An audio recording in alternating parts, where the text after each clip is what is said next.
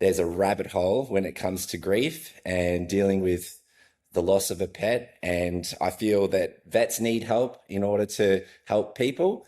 And there's a lot of people that can get a lot out of this. So thank you for taking the time to talk to me. Yeah, of course. First thing that we're going to do is we're going to try to define it. Oh, okay. What I've looked it up, I've done the textbook definition, and every time I read it, I'm like, oh, that's not perfect. There's no stages. Like sometimes you miss these stages. Some people are like practical grievers and they move on really quickly. Other people like me, they feel life and they get emotional and it can be really hard for them. So, you being a social worker working in this space for 13 years, is that right? Yeah, that's right. Yeah. I feel like you're going to be a world of knowledge when it comes to, how do we approach grief? Like, can it even be defined? Mm. Yeah, that's a pretty good question. Look, I think we can try and define grief, but I think the way that everyone grieves is incredibly different. So, yeah, to kind of give it one clear definition that works for everyone might not fit, I guess. Is there normal grief and then abnormal grief? Like, would there be a point where, let's say, somebody's been grieving for years and they're still finding it hard to just go on with life? Is there a point where we can define it and say, okay, this is something where maybe we need to address this and go and get help?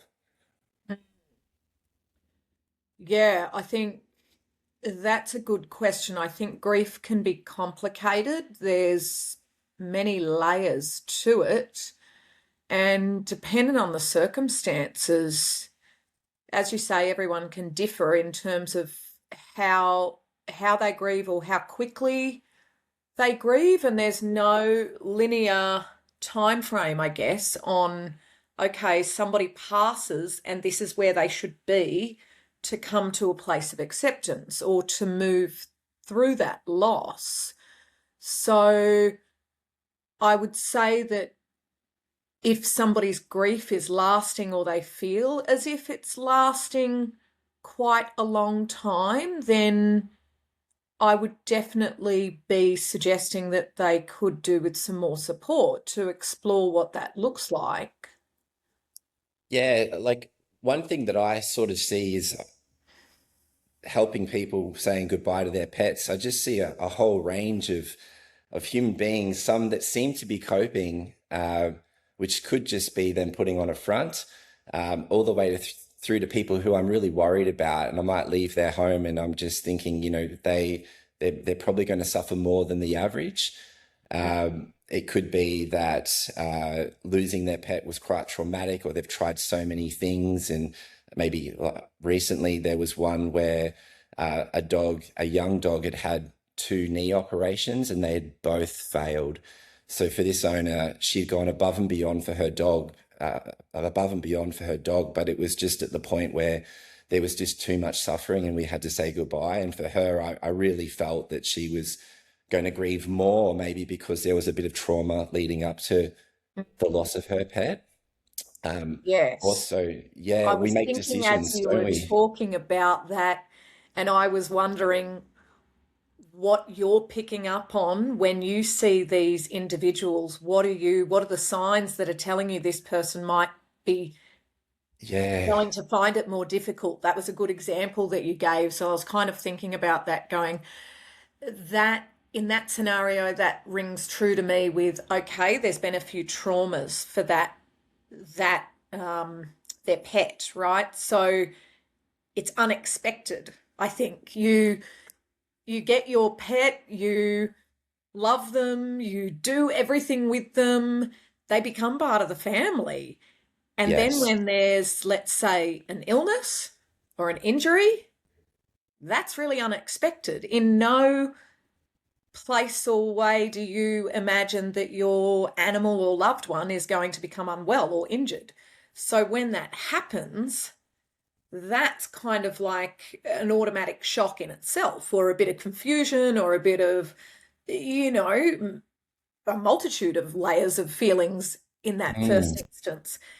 Then if you move through that first, let's say, illness or injury, you kind of you're working to process that, and then things are looking brighter. And then if you get hit with another, it's another layer of that trauma that is really complicated and sometimes incredibly difficult for people to accept, because it's not, if that meant that their animal's life was cut short, much shorter than expected, that's incredibly difficult to comprehend. Yeah, yeah, it was really heavy, and talking to owners, one of the things that they do mention is they feel like the relationship that they have with their pet, and it's almost like the relationship you'd have with a toddler, in the sense that you're their whole life, and they also rely on you for so much to survive, but you can't explain to them what's going on. Like they're going through pain, and they're looking at you, and they're like looking at you with those doting eyes, like do something. But there's sometimes you get into situations where you can't fix their pain. And I think that weighs really heavily on owners, because ultimately, at the end of the day, when we have to say goodbye to them, it's a decision that they have to make. They have to make the phone call. Um, and that's a tough thing to do. I think that's so, like, when I speak to people on the phone, their number one concern is their pet, which is beautiful. But I'm on the phone, I'm talking to them, and I'm worried about them, because I can see that they're struggling to make a really hard decision. And yeah, like one of the questions I get people asking me, and I know from the animal perspective, but they ask, how do we know it's time? And I've always put this into sort of, there's two boxes that we need to tick. The pet needs to be in a level of suffering where we can't fix that problem and the prognosis is poor, but the owner also needs to be ready to say goodbye. And so, hence, I want to talk to you, because how does somebody even get ready to say goodbye to their pet? And that's the $1 million question, It Ray. is. It's impossible to answer. And that's where I'm drawing That's a blank. really It's so difficult. hard. Yeah. Yeah, you're talking about, that's a really good point you make in terms of how does someone know when to end their Yeah. companion's life? Yeah. That's a huge question. How Yeah. do we know? How does anyone know when the timing is the right timing? Let's say the Yeah. right time to say goodbye or to end that suffering. Yeah. Because from your perspective, I would imagine you're looking at how much pain, how much physical pain, or what the illness or the injury is doing to the animal, and how much they can tolerate, and you can give a certain level of information on that. Yeah. Then this question that people might have for you on when is the right time, well, when is the right time to say goodbye? When I think of that question, I I think of it from an attachment lens, Yeah. which is, my working with humans, right? We develop attachments to people. We attach to our loved ones. There's research and evidence around what they have looked at with mother and baby and the development of attachments with parents and their children, right? But I don't know whether we have any evidence or any information to say, how do we attach to our animals or our furry friends or our, you know, Yeah. may not be a furry friend, maybe a bird for that matter, you know, Sometimes a snake. yeah, exactly. A Yeah. reptile, Yeah. anything. How do we attach to these other living beings? Mm. I think is part of the puzzle here, Yeah. because the definition on when is the right time to end and to say goodbye to that living being that you have attached to and developed a relationship with. Some of these animals have been with individuals through an incredible amount of life stages, right? Yes. Yeah, And they are there with, I could describe it as like there's unconditional positive regard. They are there with their human and they fully accept you in all of your highs and lows. yeah, they do. Yeah. Whether you're happy, whether you're mad, whether you're sad, whether you're, you know, whatever. Mm. That companion still looks to you with absolute, joy, happiness, and that positive regard. It's that acceptance.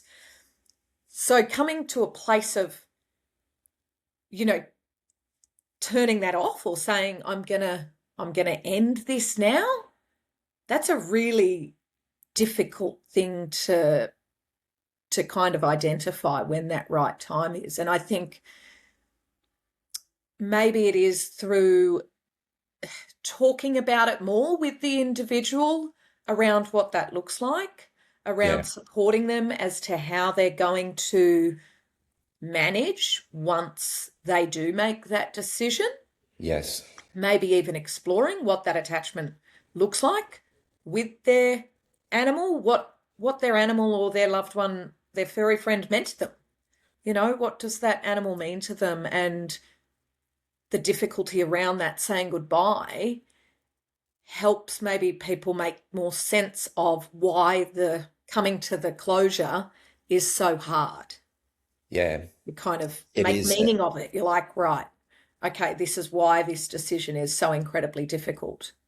Yeah, it's really hard. And as you said, our pets are there through so many phases of our own life. Like the average Mm, pet's, let's say, a decade. Like so mm, many things can happen in a decade. You can move into state, change mm, careers, change partners. mm. So many highs and lows, and they're always there by your side. Sometimes sleeping in the bed next to you for that Yeah. entirety of time. And so I feel like the decision, you have to be a bit selfless and say, well, as much as I want them to stay here because I love the Mm. relationship, seeing that they're suffering, and you don't want them to suffer through the biological death that would sort of, I mean, I've seen some dogs and cats that have suffered, where people think they're going to pass on their own terms, and it's been days and days, and they're really struggling. So I do feel like it's it's the last thing we can do for our pets to show them that we love them. It's being selfless, and as much as it is painful for us to say goodbye to them, we need to say goodbye to them due to the fact that they're suffering and their prognosis is poor. But God, it is a hard decision to make. And I talk to people every day about it and try to guide them through it. And I feel that, um, even though it's the right decision, it doesn't make it any easier. No, Yeah, no. yeah. The around the grief element, I think we all are going to suffer grief in different ways when we lose a pet. But I think that preparing ourselves for their, their soft goodbye is really important. It might be taking a day off work. And so when's the perfect time? There's never a perfect time, but we can try to make the time that we choose more ideal. Mm, Taking a day off, letting people in your world know that it's happening so that you're not having to send a text message out afterwards, mm. and being prepared, talking to different vets as well. I'm always the second vet, well, typically the second vet that owners are going to talk to, and that getting confirmation that it's the right decision to make, I think can help. And there's specialists and all sorts of things we can do, because I think that part of grief is, I think it is a phase where we question it. Is that correct? We question our decision. That's a phase of grief, questioning and blaming and all these sorts of things can occur.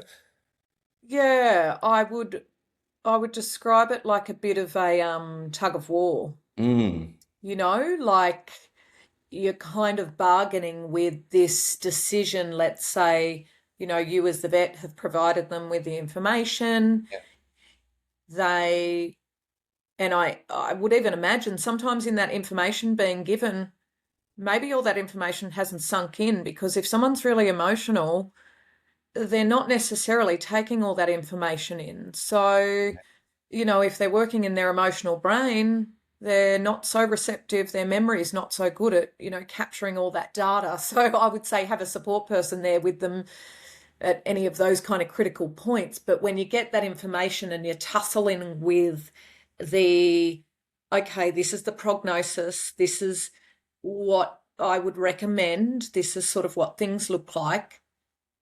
And then over here, this tussle of, well, I don't want them to leave, but I know they're suffering, but I don't Yeah. want them to leave, and I don't want to end their life, and I don't want to make this decision.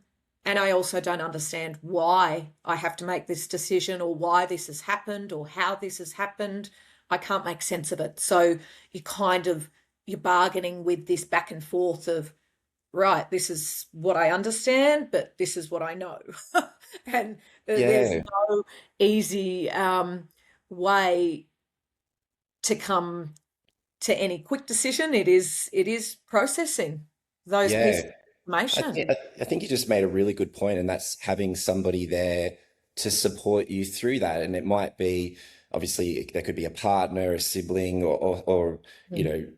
anybody really. But even if that person maybe is a bit distant from you, it could be like a coworker at work, and then they're going to be there, less emotional in the room when the vet's talking about prognosis and how life has become difficult for your pet. And so they're going to help be more rational, aren't they? That's a really good Yes. idea. So I'm thinking of my work that I've done with kids in the past. I don't work so much with kids now, but I just love using this metaphor and I use it all the time because I think it makes sense. So we're walking around where our frontal lobe, basically our brain is working, our frontal lobe's online. That's where we think, we can make rational decisions, we can make sense of the world and any danger. When we are emotional, we flip our lids. So our frontal lobe is out the window and we're only working in the small part of our brain, Yeah. which is like the size of an almond, and Yeah. it's our emotional brain. And when we're in that emotional state, our memory is impacted. Not all that information isn't necessarily really sinking in until our brain gets back online, until that frontal lobe is back there again. So having that person who's maybe less emotional or can maybe take more of that information in, then they can relay that information later on and help that person make sense or process that tussling back and forth of, okay, how do we come closer to the decision making piece? Yeah, I love that. I've also recently had a few clients that have asked for consent to record some of the palliative care consults that I do, which is great initiative from Mm. them. And Hmm. as you said, they're probably realizing prior to starting the consult that they're not going to take on board all the Yeah, information, a lot of it. We're talking about cancers and specific diseases, yeah. sometimes multiple diseases that are working in different ways to cause symptoms, and it can be really confusing. Mm. So yeah, I think recording consultations is a great idea as well Mm. if every party is comfortable to do it. I think legally you don't have to ask consent, but you should. I think if you're Yeah. doing a voice conversation, you're allowed to record it. But I think it's a great idea to use technology.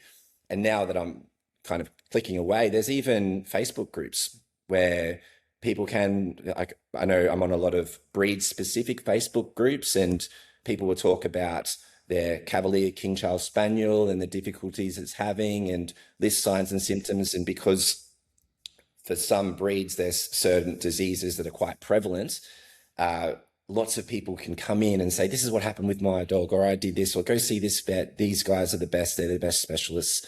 So yeah, you can, thankfully, with technology, get a lot of help as well. Yeah. Yeah. Yeah. Another question I wanted to ask, and it's a personal one, and feel free to say you don't want to talk about it, but have you ever experienced grief with the loss of a pet yourself? Yes, Yeah. I have. Um, yeah, quite a few times, and one that it's probably more on I don't want to make a joke out of it, but the way that my pet died was Okay. well, it was unexpected, but Yeah. I had two pet guinea pigs Oh, okay. and Yep. I absolutely love them. One of them's name was Chopper, and he had a little bite out of his ear, so that's why I called him Chopper. Chopper Reed, of course. It's great. And then his friend was Patty. And so Chopper and Patty were besties, and I decided I'd go on holidays to Japan and, just take a break. But then my friends looked after the guinea pigs, and whilst I was gone, Patty died, like Oh, pretty yeah. much as soon as I left. Mm, And my friend was obviously devastated and didn't want to tell me because, it's my yeah. pet's in their care. So, anyhow, I was obviously devastated too because she didn't want to tell me, and she told my partner at the time, and then he had to tell me, and so it was all a bit awful. Yeah. And then try and enjoy a holiday and then come back. So, I'd said to her, "Look, we'll just bury him, obviously, and when I come back, yeah, I'll have to work through this loss." But she couldn't bring herself to bury him. Oh, So he ended up in the freezer oh, okay. up until my arriving back in Australia. But when I think about it now, I understand why she did that. She felt it was important for me to bury him, for me to, Yeah, for say closure. goodbye. Yeah, I can see that. And it didn't make any sense to me at the time. Mm, But when I look back on it, I go, I do understand now. And yeah, yeah, and I got to bury him. I got to take him home, and I lived in this cute little apartment down at Kirra, and I know exactly where he is now. And yeah, funnily enough, a friend of mine actually lives in that same apartment. So she lives in that apartment, and my guinea pig is in her backyard. yeah. I So I actually can go really visit do. him anytime. I love the home burial. I've helped a lot of people to do this, and it's great. The ideal situation is when you're in a home where you know you're not going to move, but obviously people move Yeah. as well, but that's okay.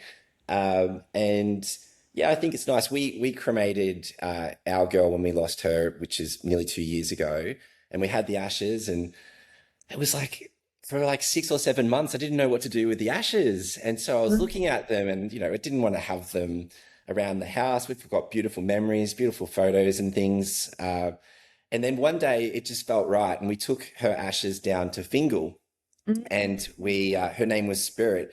And we've put the ashes on a really beautiful tree in Fingal. And it's a tree that just looks like no cyclone is ever going to rip it out of the ground. And so we go there with the kids and we get shells and crystals and we just go visit the spirit tree. And it's really Wow. nice, like to have an actual area to go visit or to just drive by and go, oh, and have that memory. And it's after a while with grief, like when we first lost her and we are talking about her, we'd get quite upset. But now you smile when you think about your pet. Like I could see you Yes. talking about your little guinea pig, and you Yeah. do get through it. It's not easy, but you do, and eventually you think of memories, even talking about their burial or talking about getting them cremated. You end up smiling when you think about them, which is good. Yeah, Absolutely. I feel Yeah. like that's when you know you've healed. Yes. But at the Yeah, time, I can absolutely remember, feeling angry. I was like, what? What has happened? How has yeah, that happened? Like I've just left and yeah, yeah, feeling absolutely devastated that yeah, now I'm only coming home and there's only one of my pets. yeah, You know, yeah. like that was awful. So to Yes, come to this place of then knowing, right, no, it was actually the right thing. I got to bury him. He got to go in the backyard where, he'd chowed down on all that grass back there. That was his yeah, home with yeah, Chopper. yeah. So, and Chopper still ended up living for years after that. Like, Well, there you go. Just like the real Chopper Reed, nothing's going to kill exactly, hence Chopper. his name. Yeah, it's nice, and that's the thing when we do love animals, where it's inevitable we're going to go through this a lot. Yeah, There's I feel like all these animals are here for a reason, and they've all got their purpose, and part of it is to just teach us how to cope with grief, and eventually we're going to lose everyone and ourselves. Yeah. It's part of life. It still doesn't make it any easier, but you know, it's when you've gone through grief before and you lose a pet, you know that I mean, there's no phases. It goes from A to Z back to B, and you know, but you do know there's a light at the end of the tunnel, which is the acceptance phase, they call it. But it's where you look back and you've got fond memories, and you know, when you think about them, you smile. I think that's how Yeah. you know you've finally gone through, whether it's 6 weeks, 6 months, or 6 years. You know, you know you're at the other end, and there is light at the end of the tunnel, which I think is good for anyone to know. Yeah. On Absolutely. that note, I've got two more questions, and the first one is more towards vets and vet nurses. Like you've said a couple of things that I think are really valuable. Like if we can foresee that somebody's going to maybe experience grief and it's going to be heavier for them, asking them if there's a family friend or a family member that would come to the consultation or maybe even be present for their pet's euthanasia. You brought that up, and I think that's a brilliant idea. Are there any other things that you think would be specific to vets and vet nurses, people working in my industry that might help people getting through grief? I think just letting them know that there is support out there, um, and that there is no rush for them to come to a place of complete and utter closure, I think, because sometimes I think society or maybe, I don't know, norms or expectations or other people in the family might think that a person should just move through that really quickly and come to this place of moving on. Um, but the reality of that is very different. So I think just being mindful of, you know, allowing the individual to know that those days and weeks after, you know, losing that loved one, Yeah, to really be kind to themselves. And if they notice that they're, you know, having other symptoms in really negative ways, to reach out for support. Let's yeah, say that if they're having multiple sleepless nights, okay, if they're finding they're, you know, really emotional for an extended period of time that is out of maybe the ordinary realm and that is lasting, mm, then absolutely reach out for support, yeah, because I don't think any of us should do this alone. You mm, know, going back to the attachment lens, us, you know, working through our grief with others and being supported is incredibly important. As we've been talking, I was thinking, gosh, you know what would be really good would be if there was some kind of pet loss support group. oh, Might I was sound a thinking bit that as weird, well. Yeah, but I'm like, you know, whether that's the before and even the after. So coming to that decision making stuff and how others, I do think it's really incredibly powerful, you know, groups and having other people's experiences to be able to talk to, because you feel so less alone. You yeah, don't feel so isolated and lonely in that journey. yeah, And it can reduce a lot of feelings of shame, which I think we probably haven't touched on, but is an important thing to note. Like what I was kind of saying, other people's expectations might be that you should just move on. yeah, And some people might even say, oh, why do you need a day off work? yeah. That happens. Well, Yeah, you know, maybe it's they not need a that. week off work. Yeah, Maybe that animal's been with them for 15 years and has gone yeah, through everything with them. Like, that's a yeah. member of the family. That's Yeah, how I some look people at just it. don't understand it. And I think that's important as well, is when you are experiencing the loss of a pet, to avoid those people. We all know who they Yeah. are.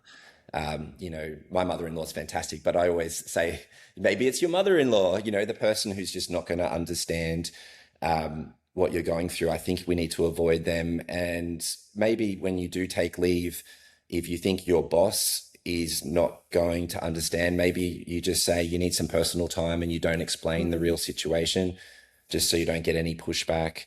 But yeah, as you said, like if there was a group, a support group, and there probably is, I'll look on Facebook afterwards to see. I'm sure there should be. If not, we should create one. But yeah, where there's like-minded people that really love their pets above and beyond what maybe the average does, then they're all going to understand what you're going through, and you could, you know, message on the Facebook group, or just, you know, answer other people's questions, which might help you with your own grief as well. Yeah. That's right. And so within that understanding, I think when you've got that understanding from many others who have experienced a similar journey, it Yeah. reduces that feeling of shame that Yes. Yeah. there's not something wrong with me for feeling this Yeah. grief so strongly Yeah. that, I just really feel for people when I'm helping them say goodbye to their pets and they're crying and they're sniffling and they're apologizing to me, like that feeling of shame. It's it's something that we all suffer, but you like this is if like I love the fact that they're so attached and in love with their pet and that it's hard. yeah. I think it should be, but you know, there's also practical grievers and I understand them as well. We're all different, Mm. but I don't think that we should ever feel shame about the way that we're grieving when it comes to the loss of a loved one. You know, it's yeah, I think that that's something that we need to try to stamp out in society is the feeling of shame. And I think if you see somebody and they need time off for the loss of a pet, then give it to them and give them their space and just be a shoulder to cry on, you know. And it's like we're all going to go through tough times. We all go through school and we learn, you know, how to square root numbers, but they Yeah. don't teach you grief. You know, I've been a vet for so long and I'm just really, I feel like I'm, as I said earlier, I'm just going down the rabbit hole now and learning about this. And it's so complex to the point we can't even define it. Like it's just that complex. But yeah, shame is definitely a part of it. And I think that that's something that we just need to know we're all human. It's okay. Yep, absolutely. On this note, well, you know, talking about dealing with grief, and you mentioned some of the signs and symptoms where we think that maybe if we're suffering through those, like sleepless nights, you know, waking up at 2 a.m. in the morning, you know, really feeling down, feeling like maybe we can't go on, like we can't go back to work. If people are experiencing these feelings or if they're experiencing grief to the point that they would like to get you to coach them through that, how do we go about that? Like, I know that we're lucky in Australia, you can get Medicare, like there's funding for Mm. from Medicare, is that right? You need to see a doctor. Yeah. How does that work? Yeah, so you can access a treatment plan through your GP and get a Okay. referral to any kind of clinician, Yeah. social worker like myself Yep. or psychologist. Yep. And it's really important to note that, you know, grief is something that isn't easy to overcome. So reaching out to the GP and expressing, you know, this loss is really impacting me and I feel like it's going on or I'm really having a tricky time moving on from this, there is no shame in doing that. So they can get the support from a supportive GP, and request, yeah, that referral be made, and you've got access to up to 10 sessions in a calendar year, and you get a Medicare rebate on that hourly cost of those sessions. And what I can say is it's really important in the initial session, whenever you meet with a practitioner, to discuss, you know, what are your goals? What do you hope will change, or what are you hoping to overcome? What's this challenge that you're faced with? If it is the grief and loss of a loved one, what's your goal? What would you like to achieve? Because it's not up to any clinician to decide where a person should get to. And now that may look like 2 sessions, that may look like 3 sessions, that may look like the 10 sessions. It depends. So there might be a whole multitude of other things that are culminating that loss. You know, let's say the person lost a job or lost another family member only not long before. Like there's cumulative grief there that needs to be understood, supported, worked through, and for that individual to feel supported, to come to a place of, you know, feeling hopefully less depressed and more joyful about life and moving forward. Yeah, the way I see it is there is no harm in getting help. I think Mm. there's a lot of shame in getting help. And as we discussed earlier, there shouldn't be shame when it comes to grief. Like, No. we're human, we're going to have highs, we're going to have lows. And if you're having a low, why not we get a coach to teach us how to do the perfect swing playing golf. Why not get a counselor to help you through an emotional state, which is going to be so heavy. Like Mm. what's golf compared to feeling sad for, days, weeks on end? Mm. I feel like we should feel comfortable and there shouldn't be this shame in society for reaching out and getting help. Now, how would they go about finding you if somebody sees this and they want to know more information? Look, I just say to people, you can literally just reach out to me directly, and I'm more than Yeah, happy to support people. Because sometimes it can be really overwhelming and they don't even know where to start. So I'm happy to just have a brief conversation with them before, to give them any information on how they can, access their GP and what they need to ask for. great. But otherwise, if they feel comfortable in doing that themselves, then they can just get that referral sent directly to me, and then I would contact the person directly and find out what their schedule is like, and to make an appointment that will fit for them. Love it. That's Yeah. fantastic. I'll have some links to your website and I'll post them. Thank you. Thank you so much for doing this with me. Of course, Ray. It's been All great. right. Yeah, Such it a was good pleasure. fun. I always get something out of all these things. I got a lot out of it, and I think anyone watching this will as well. So we appreciate it. Great. All right, Thanks so take care. much. See ya. Okay. See you, Ray.